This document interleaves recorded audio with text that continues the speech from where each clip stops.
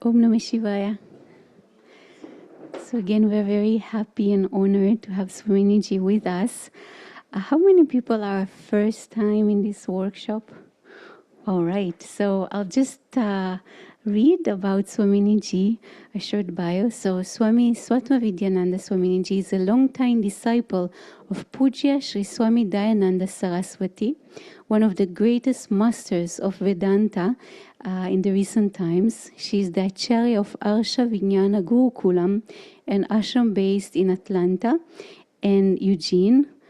She has been active in the interfaith movement, leading and featuring in prominent international dialogues on religious diversity, harmony, peace, and mutual respect among various religious traditions. She splits her time between serving as a resident teacher in the Swami Dayananda Ashram and traveling internationally offering talks and retreats. Swamiji is the author of books such as Freedom from Distrust and Overcoming Self-Sabotage in Spiritual Growth, and Contemplation card set entitled Musing on Oneness. So Swaminiji is very generously offering us morning and evening satsangs and those noon workshops, and we're very, very grateful. So we'll start with 3 Oms and the Gajananam. So you can close your eyes. Om.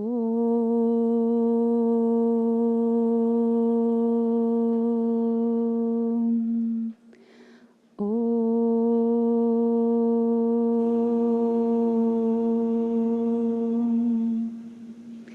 Om.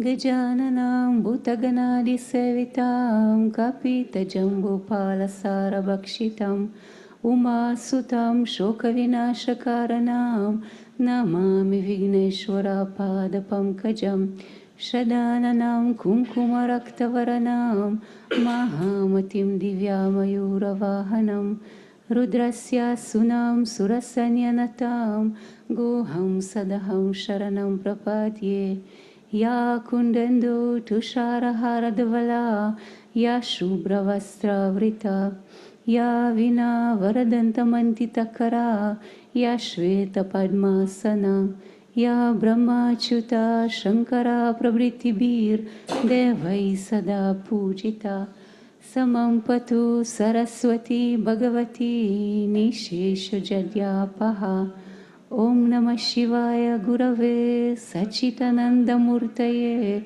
Nishprapanchaya Shantaya Shri Shivanandaya Te Namaha Shri Vishnudevanandaya Te Namaha Om Sarva Mangala Mangalye Shive Sarvata Sadike Sharanye Trayambake Gauri Narayani Namostute Narayani Namostute Om Shanti Shanti Shanti Om Peace Peace Peace Om Sahana Vavatu Sahano Bhunaktu Sahaviryam Karavavahe Tejasvina Vadhitamastu Ma Vidvishavahai Om Shanti Shanti Shanti Om Peace Peace Peace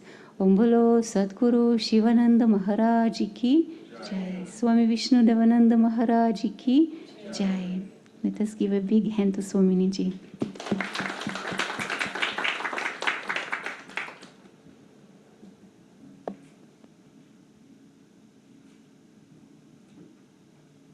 Do you want to pass the clipboard?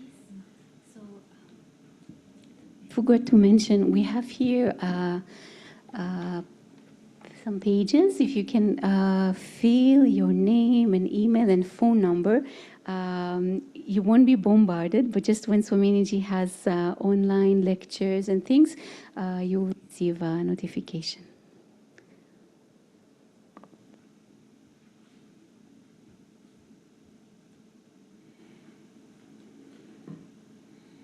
Yes.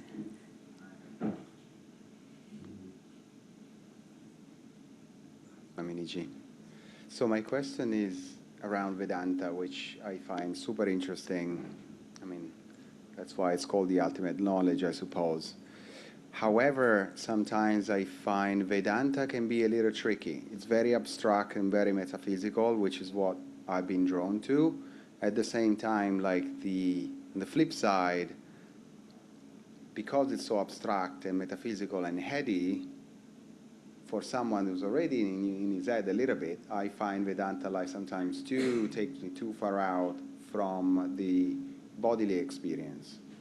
And I find myself sometimes asking myself what's the right combination for me? Is it Vedanta in Tantra, for example, just to be in my body more, not to negate and suppress my feelings and emotion of this physical body, but how can I navigate the tension between, contemplating the ultimate reality at the same time living in this body with full awareness and what that means. Mm-hmm. So that is an ongoing question, if that makes sense. Well, Vedanta is for daily life. And contrary to many things that people say, I find it to be a very embodied knowledge. Everything about it. Because even the meditations to prepare the mind are very much embodied, the ones that are given in the Upanishads. And the effect of Vedanta should be to make your everyday life more purposeful, more meaningful, and more embodied. And so, if you are finding the opposite, then I suggest you stop reading the books that you are reading. Yeah. Because when you read, it's different than when you listen. Vedanta is not supposed to be read. It's supposed to be listened to. And that's when it becomes alive. That's why I tell everybody who says, I want to read the Upanishads, I will say, keep one Tylenol and a glass of water, then start reading. Yeah. Because in the reading, you know what happens? Two things happen. One is that who is reading? I am the one who is reading. Who has the problem? I am the one who has the problem. So I come in my own way. So even if the teaching says you are the whole, I'll say, I don't think so, because that's contrary to my experience. So the mind, the ahankara dismisses it. The ego will just dismiss it next, like this.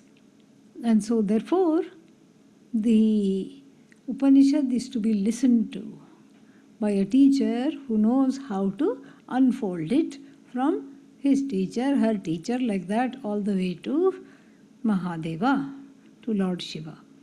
So this is what we have to do. So stop reading, start listening. Yes.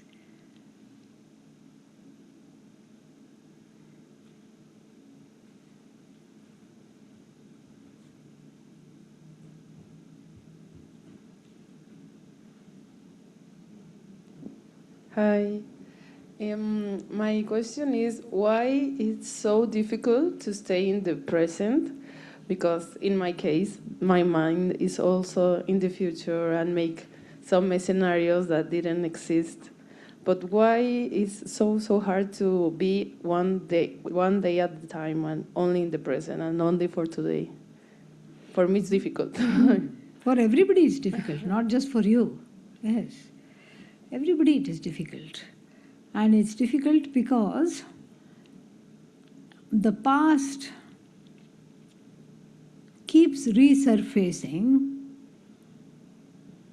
and the trauma and the fear and the anxiety experienced in the past for everybody, no need to single oneself out at all here, whatever the early childhood experiences were, of course, in every child's life there will be some anxiety, some fear.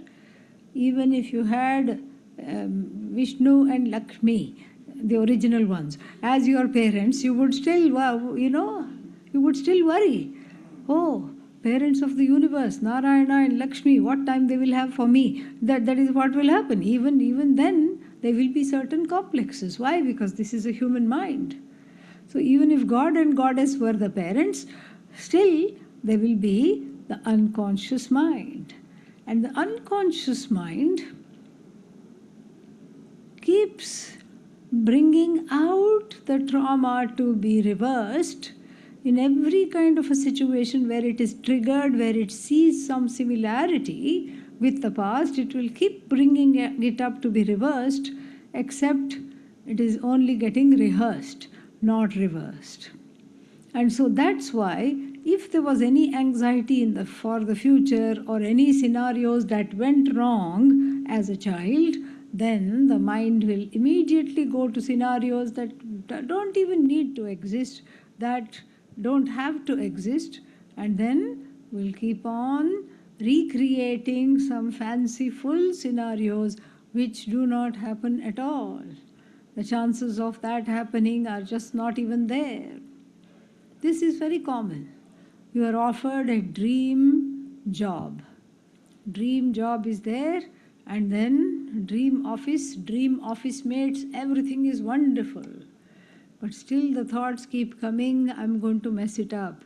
They are going to kick me out. And it's not just a thought.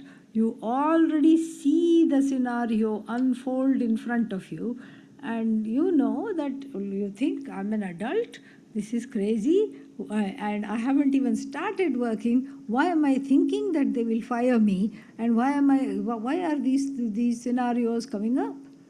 Because they have to do with a sense of, in this example, this hypothetical example, for example, there is a sense of rejection there. And that rejection keeps coming up and weaving scenarios where you are not included, where you are excluded. And even by mistake, if you are included, you are thrown out. This is why we have to go back and heal that original hurt. Even if you don't know it, it doesn't matter. We can start from the right here, right now, from the present as well. When each time the thought comes, the scenario comes, we interrupt it. You change the channel. Just like if you are watching TV and it's a show that you have already watched before, what will you do? You will change the channel. So similarly, in the head is a rerun, correct? Yeah, we have been here before, we have done this before, it's a rerun. You change the channel. Get up, exercise, go for a walk, start to cook something, start to make something with your hands, plant some small flowers or whatever it is. Plant a garden, pull some weeds out, run around in circles. Do whatever it takes to change the channel sufficiently. Phone a friend. And then distract it. And the distraction doesn't have to be very long, but it has to be complete. Completely different from this kind of a record that is playing in the head. You distract yourself by doing something else consciously in order to drop this. And that really works, because after some time, the mind hesitates to go there again. So that is something on the practical level you can try. And also we can help ourselves with journaling. And if you journal with a non-dominant hand, sometimes more insights come out. For some people, different things work for different people. And you can see how to get out of this. But even if you don't know what is the reason, it doesn't matter. You can just, what we can do is stop that background cacophony. When we stop that, then there are more chances to come out of it. That will happen. Because going back there and rehearsing something that had happened is a bad habit. It's a habitual orientation. And then the study of Vedanta and meditation takes care of that. That also. Yes. But it is a universal experience. We keep thinking of things. Swamiji. Om. This is a follow-up question to yesterday's relationship issue. So you were recommending us not to even engage into 2 + 2 = 7. Yes. So, but what should my face show?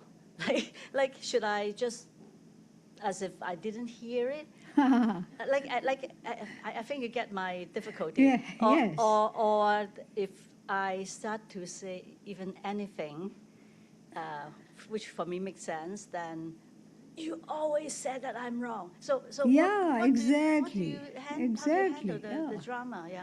Yeah, but you want to be authentic. See, this is her question. So don't argue. Okay, you said don't argue, but the person is saying 2 + 2 is 7, completely outrageous. So should I just falsely say yes, yes, yes, when that is not correct? Should I be inauthentic? How to be authentic and true to myself and yet not be bothered by this? So the trick is to accommodate the person without needing to accommodate the belief. Yes. You don't accommodate the belief, you cannot accommodate the belief. 2 + 2 is not 7. It's not even 6. So how are you going to accommodate this? How are you going to do this? You can't accommodate the belief.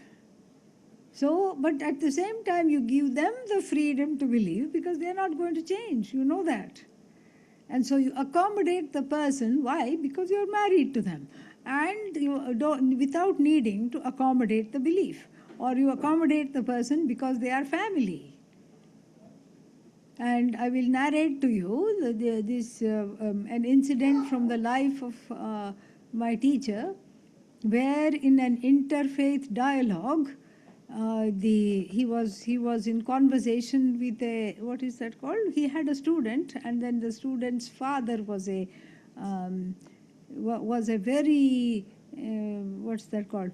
Orthodox Christian, a born again Orthodox Christian who believed many things that we cannot believe, and that is not part of our belief system. And so he said he was trying to convert Swamiji, and he said, you know, the world was made 3,000 years ago. And Swamiji said, some of our buildings are 3,000 years old. So I think the world is older than that. He tried. No, this is what we believe. And then Swamiji said, what about dinosaurs? What about them? Well, there is something called carbon dating. And then they have been shown that we have fossils of animals and everything that are millions of years old. Swami, yes? Do you believe that God is almighty? Swamiji said, yes, of course God is almighty. Then don't you see that the almighty God could have put a few old dinosaur bones on earth when he created it 3,000 years ago, and to confuse the people? So if this is the belief, they are entitled to that belief. We have no business changing that belief. It is their belief, it is their theology. This is what gives them joy, liberation, and this is where they are, and they have every right to believe that. They do not have the right to foist the belief on other people, but that's okay. They have every right to believe that. And then there is no talking science, there is no talking any facts, because this is a belief. And so what did Swamiji say? He went to the kitchen and he said, how do you like your coffee, with or without cream? That's all. Here is something we can all agree on. Oh, there is coffee? The Reverend said, yes. Where do you get your coffee, Swami? And they had a wonderful conversation about coffee. Yes. Oh, do you like this kind of roast? I do too. They were the best of friends after that, because anything that is, controversial, there is no point in, dragging it and proving something. What is there to prove? Nothing. Let the gentleman have his belief, no problem. Along with his coffee, no problem at all. So, like this, we learn to accommodate the person. We don't put down the person, no matter who it is. Because everyone is a manifestation of God, is an avatar of God. Thank God for that movie, Avatar. Now I don't have to translate the word avatar. Yeah.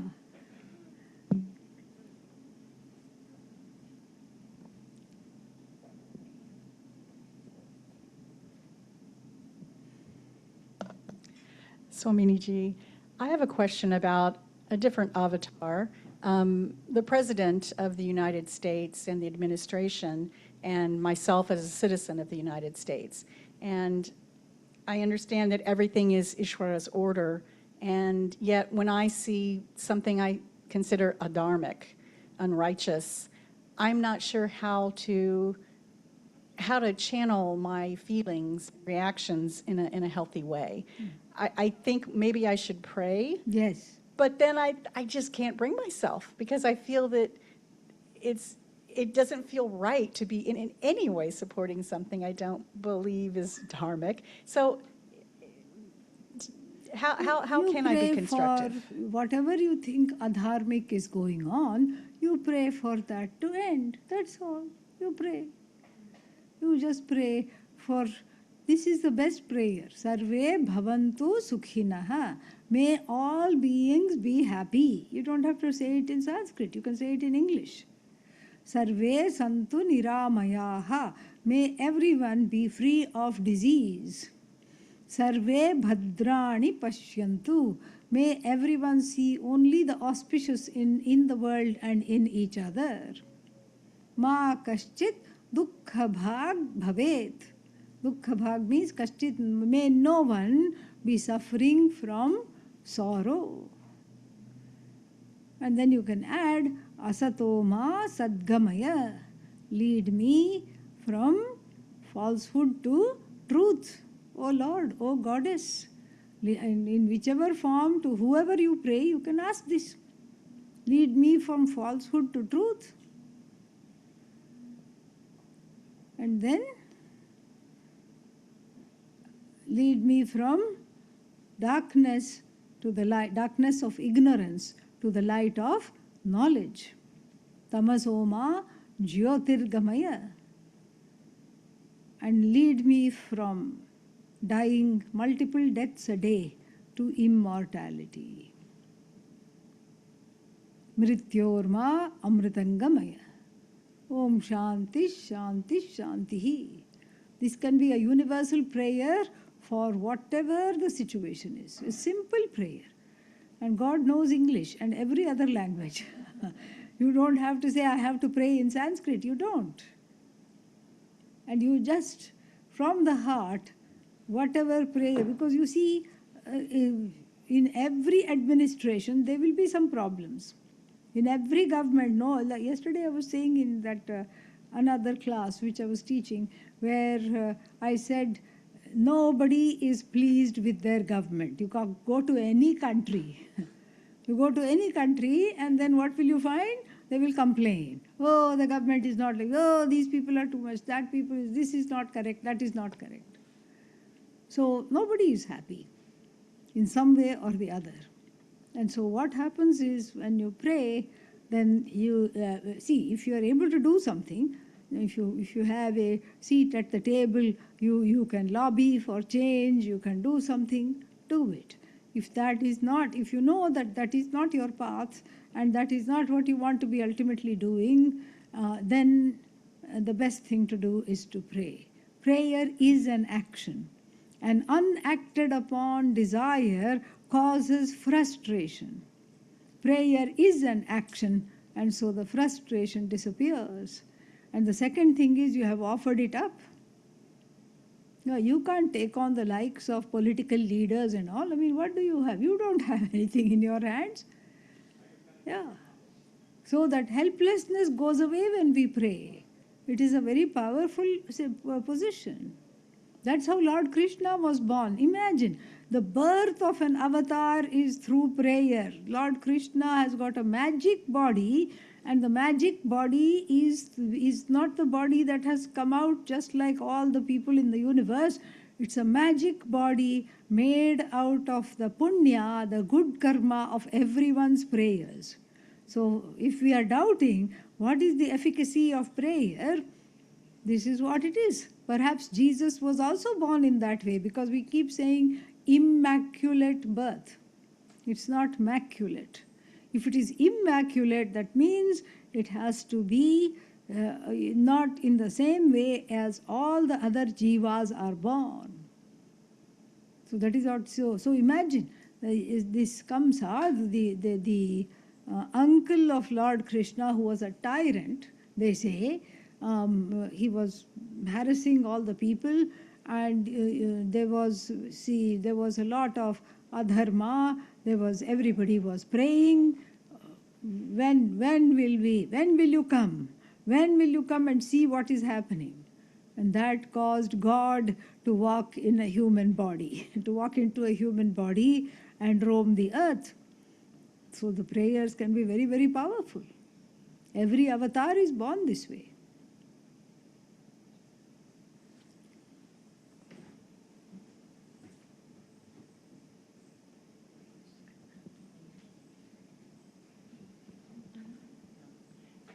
Thank you. I would be interested in knowing, what does Vedanta say about free will, divine will, surrender? So in that area, anything you want to comment on? Yeah. This is an important question. And I'm surprised we made it 3 days without this question coming. Usually it comes on the first day itself. So, free will versus, what is that called? Destiny, divine will, whatever you want to call it.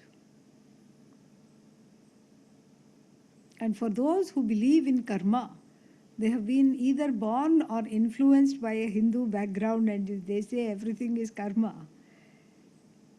Then they have another problem, because they say, oh, what's the point of getting up in the morning? Because if I'm supposed to get up, I'll get up. There is a certain kind of it can lead, if karma is misunderstood, it can lead to a very strange kind of a selective apathy. Why don't you come for Vedanta class? Well, my calling hasn't come. What do you mean calling? Somebody has to send me. If God wanted me to study Vedanta, do you think God would not be sending me to your classes? Because only the spouse, the wife is coming, he's not coming. Okay, so I said, why don't you come with her? If God wanted me to study Vedanta, don't you think I would have come by now? I'm ready to accept that argument. I can give that the benefit of doubt. I told this gentleman, if you had the same attitude towards breakfast, lunch and dinner. Yeah. If God wanted me to eat, let the food come.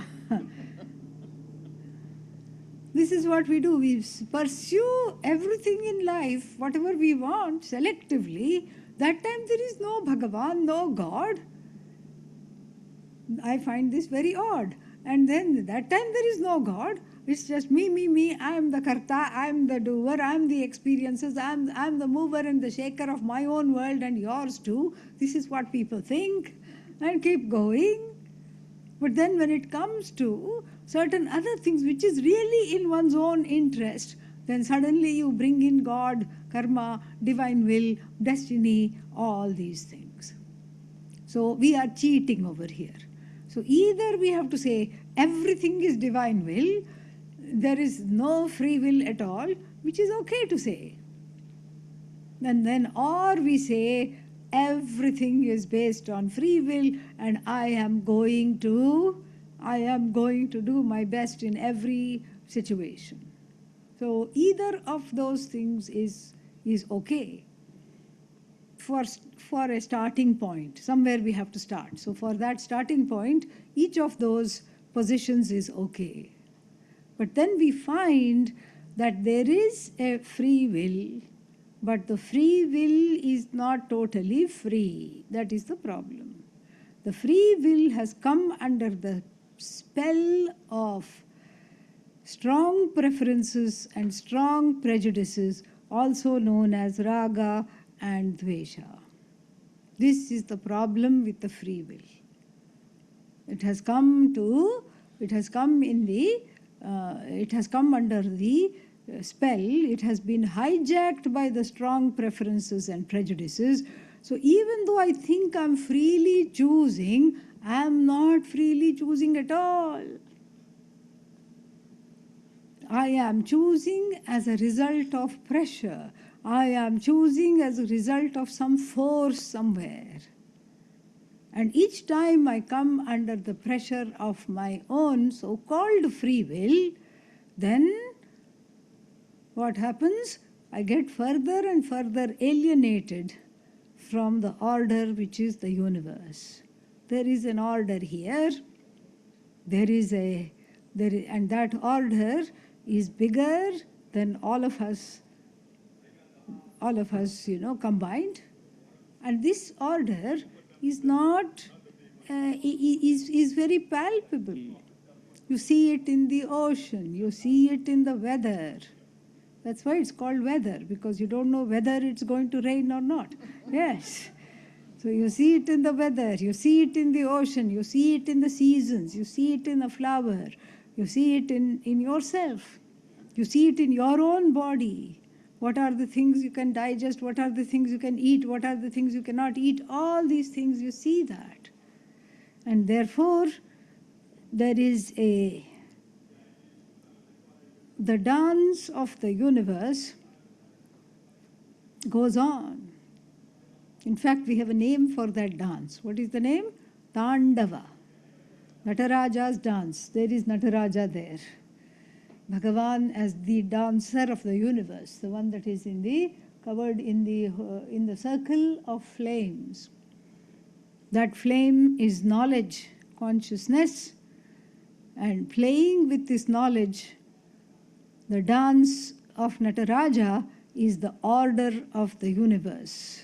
The physical order, the physiological order, the karmic order, everything. It's going on. And the physicists will tell us this is an expanding universe. So the universe is still becoming. The dance is still going on. If the dance stops, there will be pralaya. All the names and forms will cease to be. The dance, we say, is keeping up all the names and forms. I don't know the steps of the dance. It's a vigorous dance. You can see that's why his dreadlocks are flying on either side. You see that? Yeah, they are not. That means he's whirling, inspiring all the dervishes. Yes. So all the Sufis learnt from this only, I suppose. He's whirling and he's twirling and he is, in motion. He, she. They are in motion. So there is definitely a dance. I don't know the steps of the dance. I have no idea where it's going. I don't know the tune. I don't know the steps. But at least I should see how I don't step all over the grace of the Maker and the universe. I may not know all the steps, but my steps must not go against the order. This is actually a form of worship. In the Hindu tradition, in the 3rd chapter of the Bhagavad Gita, this is delineated beautifully. From verses 10 to 16, we find this beautiful wisdom there. Everything you see in the universe is participating so beautifully. The flowers are coming out when they are supposed to. Fruits are ripening when they are supposed to. The mango tree, what will it give year after year? What will it bear? Mangoes. It will not say, I'm tired. Grandfather mango tree, great-grandfather mango tree, grandmother mango tree. I'm sick of producing mangoes. I'm going to the beach. I'm going to be a coconut tree.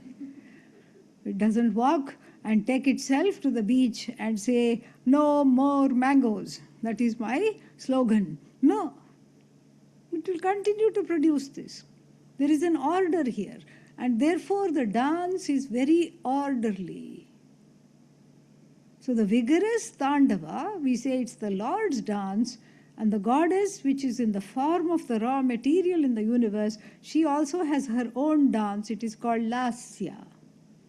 It is much more gentle, orderly, and something we can connect to, because that order is expressing itself every day through our own bodies, through our own minds.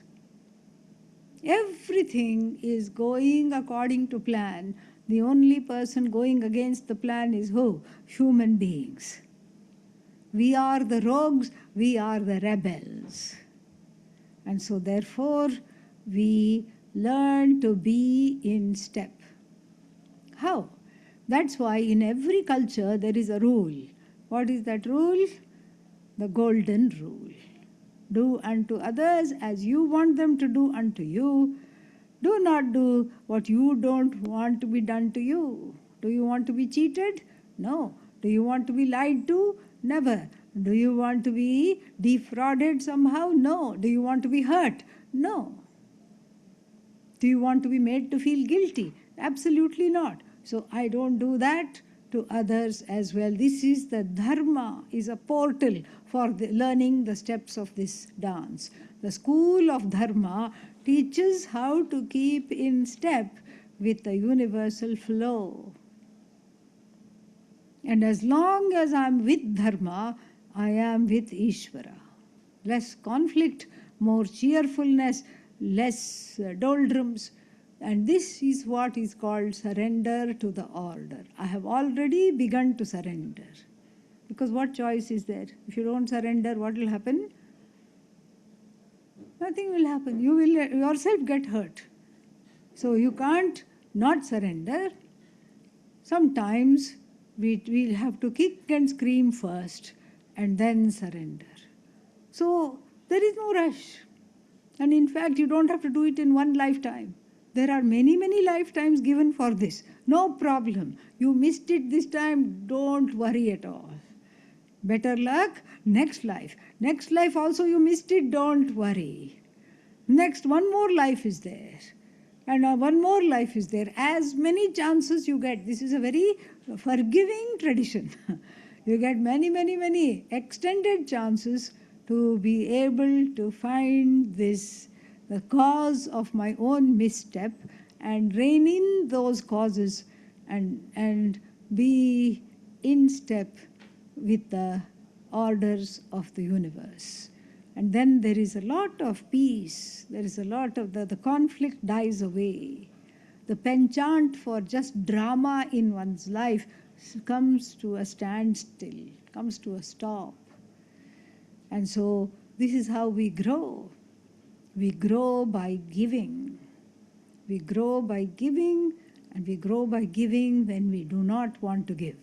Yes. And it's not just about money. It's about however we can contribute to this glorious dance, however we can help, we help. And therefore we have 5 ways of helping in every day of the life of a Hindu. It's a yajna, it's like a homa, it's like a spiritual ritual. And what does it entail? So helping, there are certain duties towards the ancestors, certain offerings given to the ancestors. That requires work. You have to go get the things, you have to prepare the feast, a little, whatever it is you're offering. You have to go by the riverside or the seaside and offer it.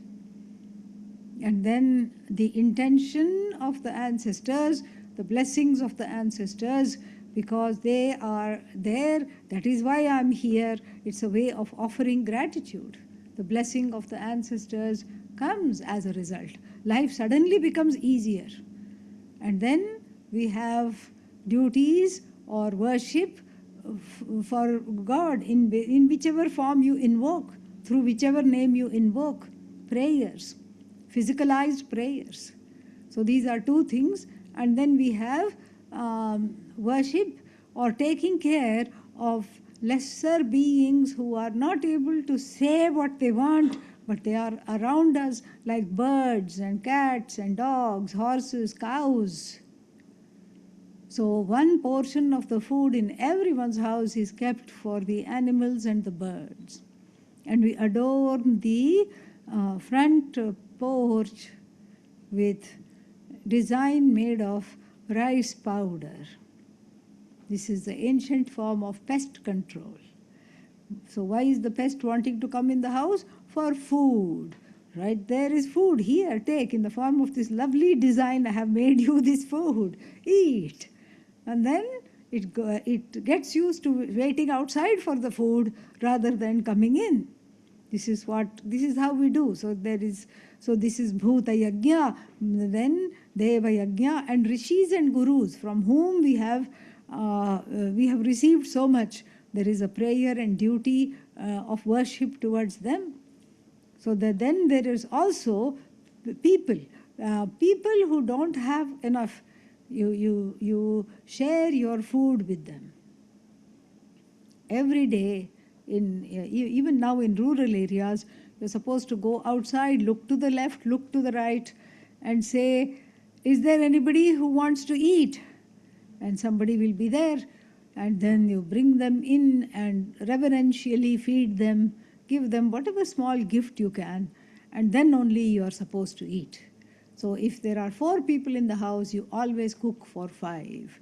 So these kinds of 5 yajnas keep us in step with that, going with the flow, and keep us in the surrender, and help us to grow.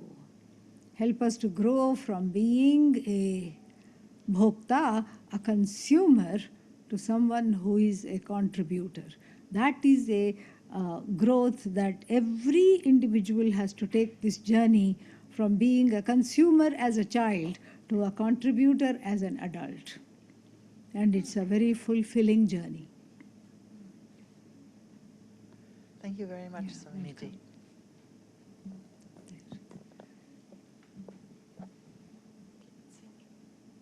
Om Swamiji. I was thinking about observing birds on the ocean, and it looks very beautiful, but they're constantly hungry. They're always looking for the food. Who are looking for the birds, food? Birds. Birds. Yes. Yes. And I remember when I was in India, dogs, they're also looking for the food. Yes. And a lot of hunger in the world. Yes. And I'm just wondering why it was created in this way, why everyone is searching for the food, and it looks beautiful, but at the same time everyone are hungry. Why it was created like this? I don't know. It is a very, it is part of the order. And what is the order? It's the karmic order. Karma, we don't know. We really can't say we know karma. And in fact, Arjuna asked this question to Lord Krishna in the 4th chapter, why all these things happen? And the Lord himself gives the same answer. I don't know, because Gahana Karmano Gati, the ways of karma are very mysterious. So it doesn't have to be that, I took away somebody else's food in the last life, that's why I'm hungry. That's just a very obvious reason. But there could be many, it's a very complex situation. First of all, we have to see that even now we are responsible for many of the beings being hungry, because we have encroached upon their lands. Where they used to go, they cannot go because we are there, and we keep saying shoo, shoo, shoo. Instead of us becoming mumukshu, we are shooing other things away. And so we have encroached upon their lands. Whether you talk of big cats, elephants, all of them, we have encroached upon all their lands. Their sources of water and food are drying up. That is perhaps one of the reasons they are hungry. That is a very big reason why this displacement has caused hunger among a lot of beings. And with human beings also. Everybody is not created equally fortunate. Again, because of karma. And then sometimes what happens? We make wrong decisions. We may have the money, but we put it somewhere else, use it for something else, waste it away. And for that reason also we could be in that situation. Some people could be like that. So it's a very complex, it's not just their own karma. That would be blaming the victim. Like, oh, you're hungry? Too bad. I know what you were doing in the last life. Bye. That is a very churlish response. We can't do that. So if somebody is hungry, they are hungry when? Now. They are not hungry in the past life. They are hungry now. So it's a very complex web of things. I mean, the distance between the haves and the have-nots, all the economists will say, has been growing. The divide has been growing for a long time. And why, we don't know. It's part of the order, perhaps. Otherwise, it would not have been permitted. But those of us who are in a place of power and fortune, if we are in a place of power to do something about it, yes, we can. We should do something. Even nothing is too little. Even some small thing helps. If we are in a place of doing this, we should contribute. Because that is why it is given. It is given to us so we can share. And we have to share this. And the more we share and the more we care, there is a new karma that is being created. And how to give is also given in the Shastra. Don't give it to people who will waste it. This is also is said. Apatra, the person is called. Apatra means ineligible person, don't give. Don't give it to the person who will waste it. Give it to the person who will cherish it and then give it forward. That kind of a person you give it to, and then what happens is that you initiate a chain of not so much as giving, that also you initiate, but you initiate a chain of abundance. If abundance is flowing out of you, and then you inspire other people also to channel that same abundance. It's a very beautiful thing. And because most of us suffer because we are in scarcity. I don't have, no matter how much you have, what do we feel? We don't have. My teacher used to joke, I can make the richest person impoverished in 1 second. How? I'll ask them for a donation for the ashram. What will they say? Swamiji, my funds are tied up. I don't have. Funds are tied up means that's why it's called bonds. Okay? They are in bonds. The funds are in bonds and you are in bondage. This is what happens.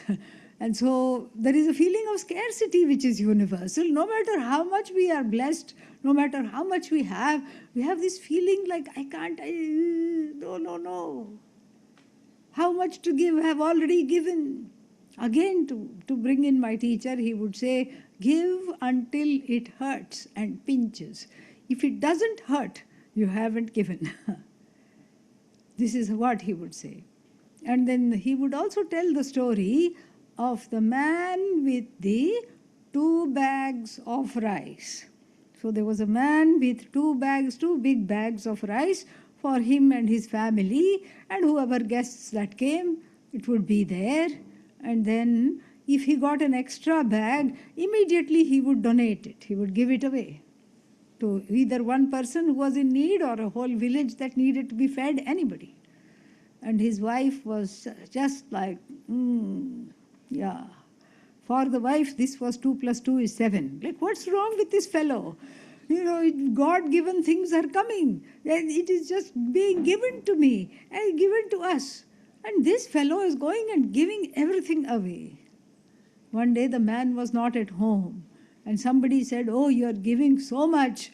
So here is what? 5 more bags of rice." She rubbed her hands with glee, thanked the God that he was not at home, ordered the 5 extra bags of rice to be kept in the basement where he would not see. These were her bags, and she would go visit them every day and feel happy that, oh, it's for a rainy day, there are 5 bags. So then what happened? He comes back, she just, mum is the word, she doesn't say anything.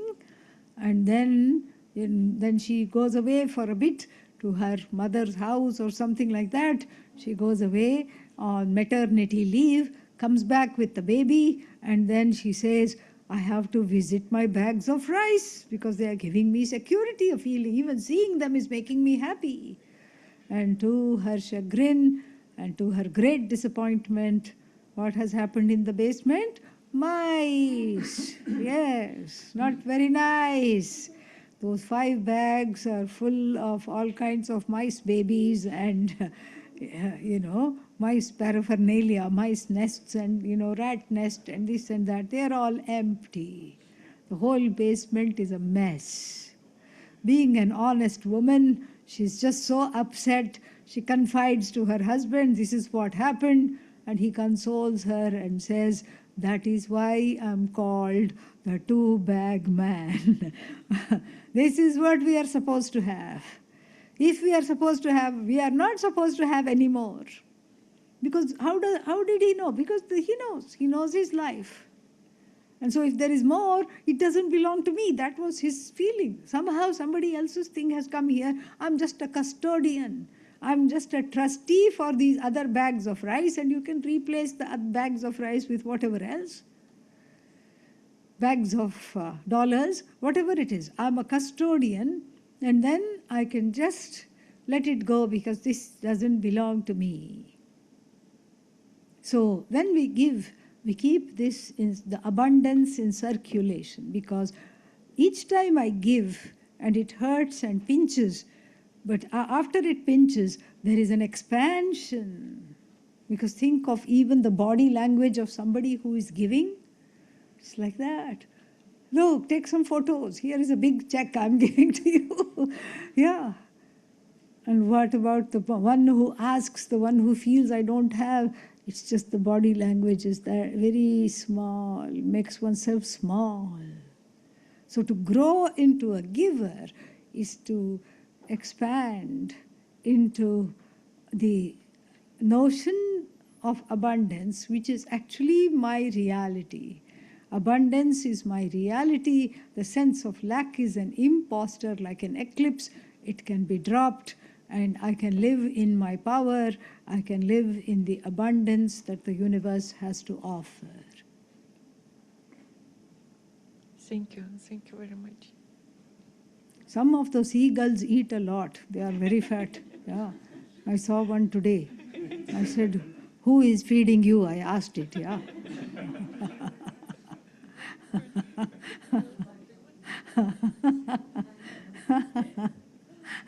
So following up on this question, some of us born... I thought you left. Where did you came back? Oh, yeah. okay, all right. I'm here. So, is it a trait in us? Some of us are more generous, and some are like, whoa, no. Or is it cultivated? What do you think? We are all growing. We are all at different stages. If we are more generous, we've had more practice. We've had many more lifetimes of being close-fisted and going shoo. Yeah. We're all growing. So we just see that. When we see that, it is okay. It's fine. Here, 3 people.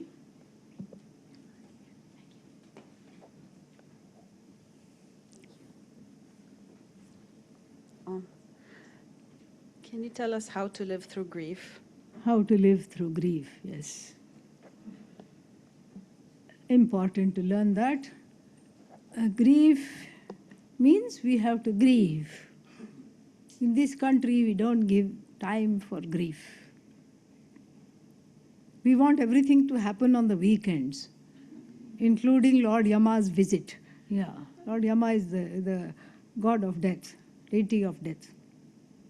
We want death also to happen on Friday night, hopefully, and then Saturday, Sunday I will cry, and then Monday I will go to work, business as usual. I will bury or cremate, and then off I am to work. Grief doesn't work like that. It doesn't come with a visiting card, these are my office hours and this is when I will visit you. No, it doesn't give an appointment. It doesn't give a timetable. Therefore, you have to take the time to do that. And in India, we make sure that we take the time to do that. First 13 days, somebody is there all the time. The grieving family is exempted from cooking, cleaning, nothing. They are just sitting and grieving, and the people are sitting and grieving with them. I think it's the same in Jewish culture too. 7 days there. So, we doubled it, that's all. Yeah, 13 days. So, and you sit with them, and then if they are not crying, you call professional criers. There are people who cry for a living. And even though nobody has died in their family, they will cry for your family. So you call them, and they will first beat their chest. The person is in shock. The person is not crying at all. The family members are in shock because maybe it's been a sudden death or whatever. They are just in shock. They are not able to grieve. So they will beat their own chest. They will tear off their clothes. They will cry, cry, cry. And it is so authentic. Their eyes are red. Tears are flowing. They cry for you. And they will get a little bio of the person who has gone. They will know their name. They will keep chanting the name and crying. And of course, you will also cry because it was somebody connected to you. Eventually, you also start crying. So any kind of suppressed shock is processed in the first month itself. And then after that, after the first 13 days, then you take a ritualistic bath to show that the immediate grieving, while it is over, it's not that the grieving is over.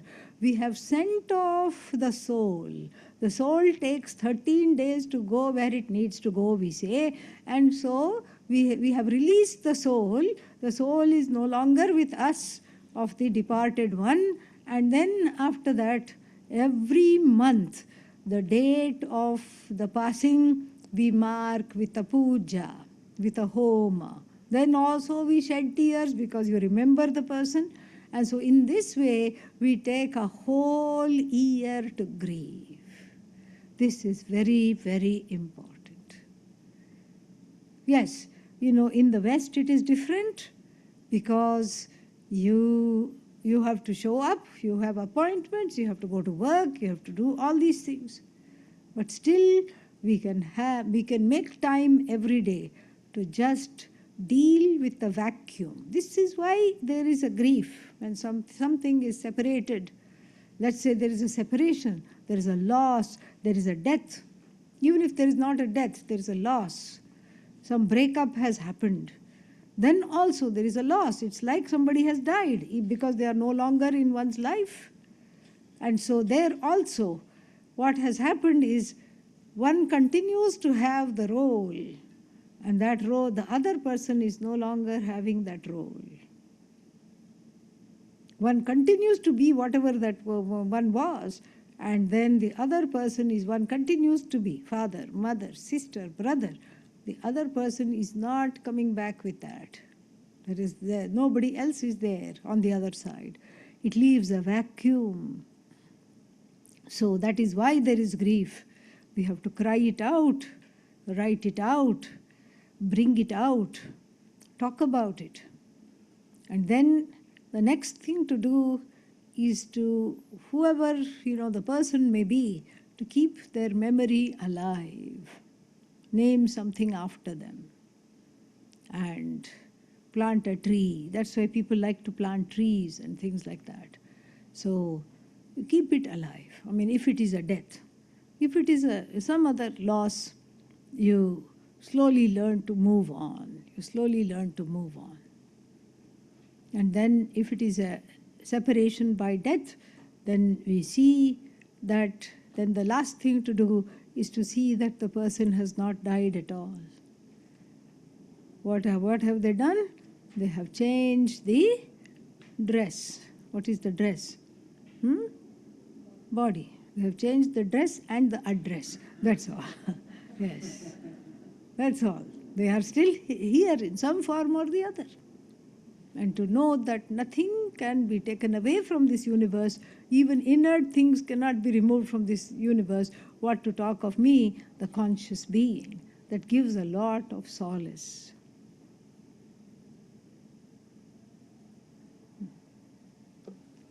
Other people had questions. Who else had? Yeah, Anna. And you, yes.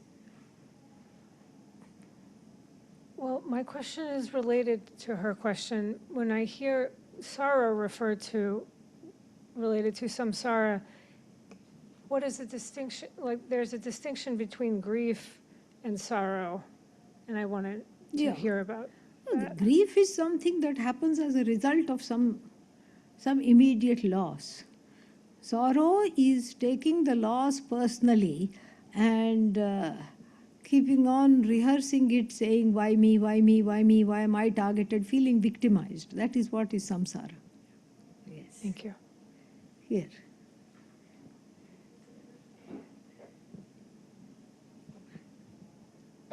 Hari Om Swamiji. Hari Om. Should I ask my question tomorrow because we might be out of time? Are we out of time? No, we can have. We have time. Tell me. Thank you, Swamiji, for teaching us.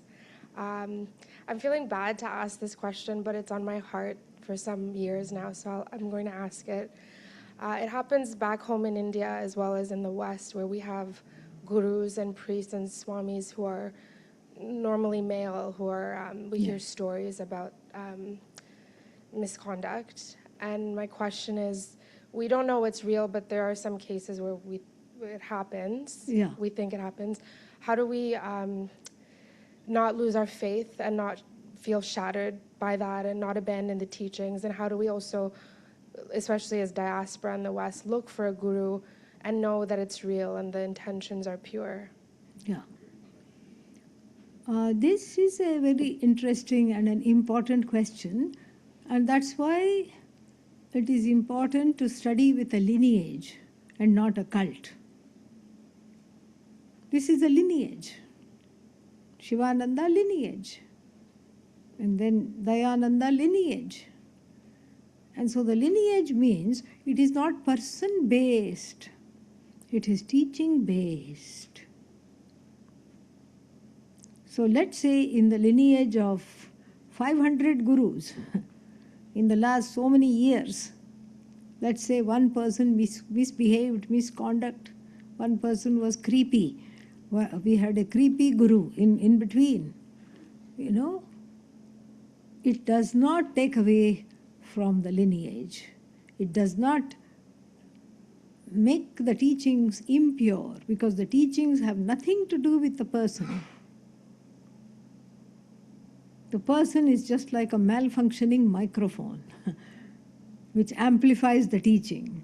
So the person with some misconduct, did something with the money, did something with people they should not have done, all these things is like a faulty microphone. So if there is a faulty microphone, what do? Replace it, change it. And so there are so many teachers. Either they themselves go away, or other teachers come who will only give the pure part of the teaching without the depravity. And that is why we say we worship the lineage. We also worship the individual teachers that inspire us, but mostly we worship the entire lineage. Sadashiva Samarambham Shankaracharya Madhyamam Asmadacharya Paryantam Vande Guru Paramparam. I fold my hands reverentially to the entire lineage which started with Lord Shiva up to my own teacher, where Shankaracharya, the Adi Shankaracharya, was like a bright comet that connected me to the past teachings. So it is important to find out whether the teacher is Shrotriya. Shrotriya means the somebody who has studied in a sound lineage which does not distort the words of the Upanishad. Very important. And this is Shrotriya. Ideally, the teacher should also be a Brahmanishtha. Brahmanishtha, these are the qualifications given for the teacher. Brahmanishtha means only interested in Brahman and not in the stock market and other things like that. So this I can't understand whether the teacher is Brahmanishtha or not. I don't know, because I'm not in the head of the teacher. But I don't know what the teacher is thinking of, correct? But I can find out if they belong to a proper lineage or not. That I can find out. And that way I am safe. And in spite of it, if there is some misconduct, leave. That's all. Just say some karma, gone, enough, leave. We have the courage to leave. Some people do that. If they have been mistreated, that is the best way to do. Leave. Some person in China is there, I don't know his name, but has been taking the credit card number of all the devotees and just keeping on charging for downloading their future. And three people that I know came under the spell of that. They all left, because why will anybody subject themselves to this kind of misconduct? In the beginning they thought, oh, Guru is saying, Guru is taking away my karma. Then they understood, Guru is not whether he is taking away my karma or not, he is definitely taking away my money. I need to stop this, okay? My savings are going. Yeah, one couple had to declare bankruptcy. It was that bad. So things like this happen. But usually with the self-styled God men, so-called God men and God women who are self-styled. In the lineage, you don't have this problem. Most of the time, you don't have this problem. And even if there is this problem, the lineage continues to keep the purity of the tradition. Because there is accountability. This person whose example I shared has no accountability. Okay, yes? Last question.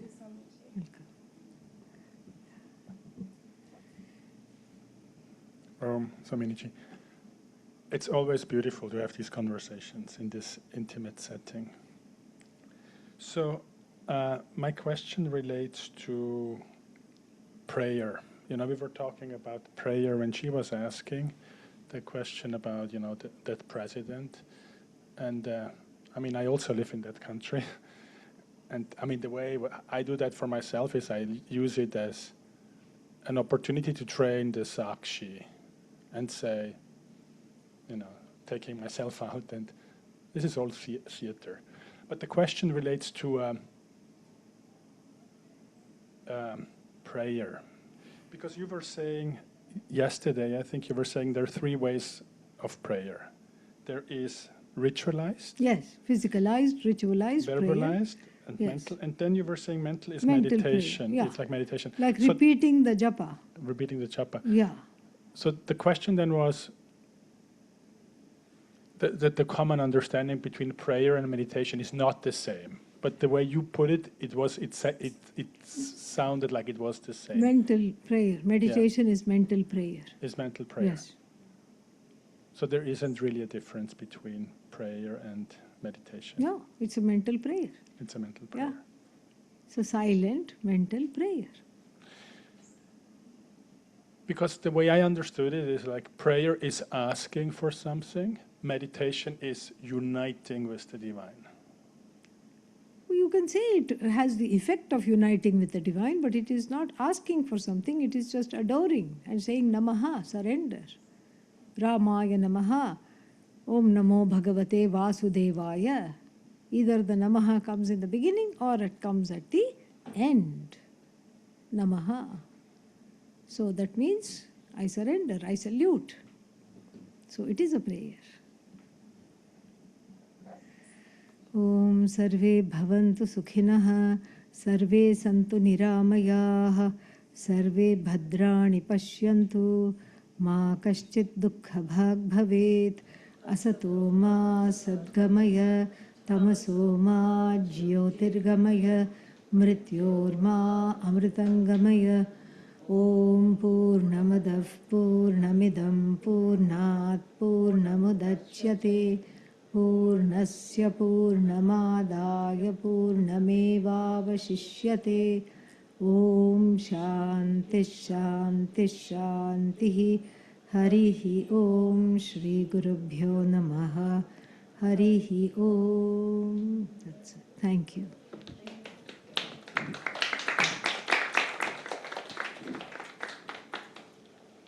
Swamiji. So just to remind you that there is a page working around if you want to write your details and receive details about different online programs.